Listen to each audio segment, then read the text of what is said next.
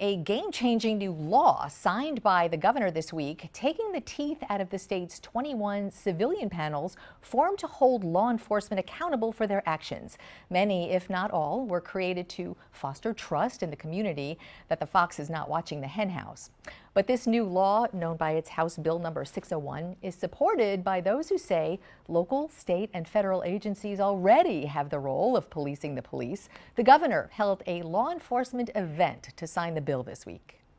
These things have been political tools. So, yeah, they can meet, they can exercise whatever First Amendment, they're not going to have any right to initiate disciplinary proceedings. And that's a very firm line that they've drawn on this bill. And I think that that's the appropriate line. With us to take that dive is Ursula Price, Executive Director of Miami-Dade's Independent Civilian Panel. And via Zoom with us today, Rodney Jacobs is the Executive Director of the City of Miami's Civilian Investigative Panel. And it's great to have you both here. Rodney, you have been at the table with us before, so now we'll do like a little three-way chat. And I want to start out by, Ursula, since you're here, welcome. Let's start with you. You heard the governor just say he feels like these panels are political tools. How do you hear that? I think that's an interesting perspective. From my perspective, everything is political. People. And that's not a pejorative per se. It's not a bad thing per se. No, politics are about, I majored in political science. Politics are about the distribution of resources and power, right? Some people believe that there is an imbalance in communities between police and community. And this is a solution to that imbalance. And we'll dive into what solution might mean, because I think you just kind of spoke to this whole dilemma. What is the solution for getting people, communities, and police departments to work together and be one trusting community? Rodney, if you are with us, there you are. So Rodney, I want you to, we've talked a lot about this in the past, and I want to, now that this law goes into effect in July, effectively we have 2 more months of doing what you do, but why is this political? Why would it be political? I think some may seem as political for multiple ways. I think when we look at our work that we do on the day-to-day, and I think Ursula can attest to this as well, we don't look at our work as political. We look at our work as really benefiting the community and even benefiting police officers as well. We've been doing this work now, at least in the city of Miami, for almost 20 years. And we wouldn't be able to stay focused and disciplined on our work if every time something political, quote unquote, in nature comes up, we didn't get involved in it. So I think it's unfortunate that the governor and really the state legislature has taken this approach to the work that we do, especially in the city of Miami and Miami-Dade County at large, because I think we've seen great benefit and meaningful work come from our presence there over the last 2 decades. So in the press conference, the governor and also Mark Glass, who we're going to hear from in just a minute, who is the commissioner of the Florida Department of Law Enforcement, Commissioner Glass had raised the point that there are all of these agencies who do police the police. There is locally the state attorney's office, prosecutors, but there's FDLE at state level, there's the FBI, there are internal investigators within police departments. I mean, there's just a whole roster of police review. And I want to let people hear what the commissioner had to say at the press conference about that on Thursday. These men and women do not need to be scrutinized again and again by a committee that has no idea of what they're talking about.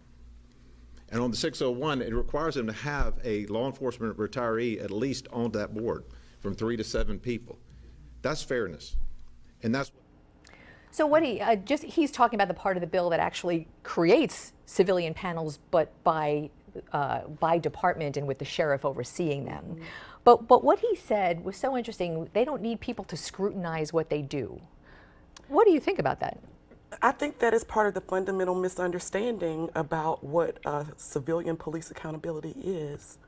Our focus is not punishing individual officers. We at no point have had the power to do so. We help bring civilian perspective into policy making and analysis of the police department and what our criminal justice system should be. But why, and I'm going to play devil's advocate here. I just want to be firmly on the record. I have no stake, I have no horse in the race, I have no politics or partisanship. But I do want to challenge some of what you're talking about.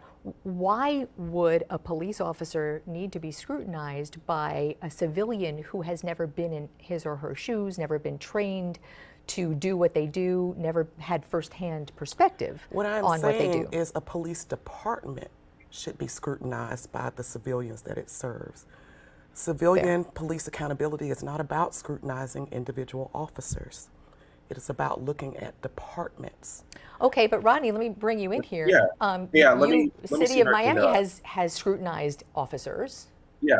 So I think this is a fundamental part of democracy. Let's look at this from two ways. The FDLE commissioner and the governor have both stated that these panels shouldn't have any disciplinary power. And thanks to a law enforcement bill of rights, we've never had the power to actually discipline officers. What I think we're looking at here, and what the police department and police unions have tried to blur the lines on, is that we shouldn't be able to scrutinize and/or critique police department actions. And really, that just runs afoul of actual logic.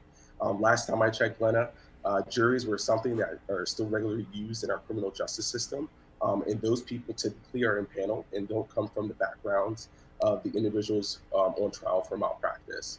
I'm not saying that we're a judge and jury and civilian oversight, but it is not uncommon, and in fact, it's a part of the natural fabric of democracy, to have civilians critique instances of officer misconduct, just as any other profession gets those levels of critiques. Now, I will add an additional layer to that and say that the civilian staff is of the same profession.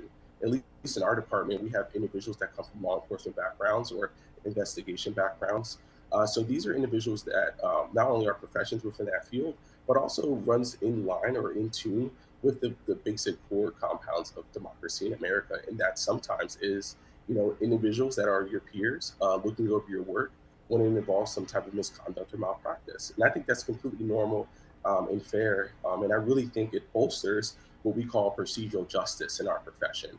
It's that the notion that the community members and other people that aren't from the profession perceive the system as fair, and thus allows for law enforcement or public safety to run in a way that's more effective for everyone involved. All right, Rodney, sit tight for a second. Ursula Price, sit tight. We're going to take a very quick break and pick up this conversation from there when we come right back. We are back with Ursula Price right here, Rodney Jacobs via Zoom, both executive directors of their respective civilian panels in Miami-Dade and City of Miami. And I want you both to hear something that Stedman Stahl had said, who is the president of the South Florida Police Benevolent Association, essentially the police union. He was here with us a couple of months ago, so let's listen to something he said about this new law. And I've sat through these things where on discipline hearings where elected officials hit the rewind button 9 to 10 times to see what happened. I said that officer didn't hit the rewind button. They had a second to make the decision. So when you have this, I think the money that's spent on these departments would be better off continuing training, work with the community much more, bring them in. And we do it now with these coffees with cops and the cookies with rookies and those different programs. Put the money back into training and stuff like that, and we get the same results. So he's making the point that there is already work to get the community's trust in the different departments. And do you think that's fair? Community outreach is a good investment of departmental time. Yeah. But I want to be clear, community perspective is not in having coffee with an officer. Community perspective is there racial disparity in how people are treated? Are our young people being treated fairly when they have police interactions? Those are the community perspectives that are material. And have you ever found in your investigation of a case something that had not been found along those lines? Absolutely. In our scrutiny of the complaint process for Miami-Dade Police Department, we found things that civilians would care about, like the fact that most people don't get an answer to their complaint. Or that not all complaints get a full investigation, disposition, and review by the chief of the department. So process and procedure. The process is what we can contribute to. Got it. The civilian perspective on how the process should meet their needs, not just the police department's needs, because this is a partnership. Policing doesn't happen just by police officers. Rodney, so as of July 1st, there is no, you don't have to go away, but you certainly don't have the powers that you have now with the CIP. So what happens next? What's the plan? Well, I think right now we're still analyzing the law and we're seeing how it impacts our department more specifically. But I think there's still a lot of value that can come out of our department as well as other departments around the state. I think you see here with the law, although it seems like the legislator may be talking out of both sides of their mouth here, that they understand that civilian oversight is a necessary component that makes our public safety system work, but they just don't want civilians doing it. Although on the very same turn, they also allege that they have enough oversight as is. So I think there's a lot of gray area with this law right now, and we're still trying to determine how it best fits and what will the next steps be. And is that sort of the take the county is taking as well? Absolutely. This is actually happening in other states, right? So we have a lot to learn from how things went in Tennessee and Arizona. I come from an oversight agency in Louisiana that had no investigative power, and yet we had a tremendous impact on the New Orleans Police Department through audit, review, policy making, civilian engagement. Those are all parts of police community relations that are not being served by any other department. And was there statutorily, was there a law about that, either in support or opposing like we have now? Yes, in Louisiana, New Orleans has an ordinance that created a police oversight agency that it called a monitor, right? There are hundreds of cities that have these different oversight agencies, and in many, there has been state legislation that attacked their ability to do their work. And in each of those instances, those cities changed their ordinance to do more evidence-based analytical work instead of investigations. Rodney, part of this bill is to create exactly what you do, but under the auspices of the sheriffs of the different counties.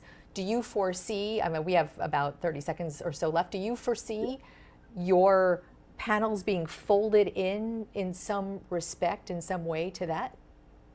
It could be. I think that's a foreseeable conclusion one can make, but it's still, like I said, there's still a lot of gray area with this law. We're going to analyze it as best we can and try to do what's best for the community to uphold public safety moving forward. So I guess that's our favorite saying, stay tuned, more to come. Rodney Jacobs, Ursula Price, great to have you, and definitely keep in touch with us because it's important to have police departments in the community really working as teamwork, and I feel like news departments are certainly part of that process. So great to have you. Thank you. All right, Thanks for having us, and we will be right back.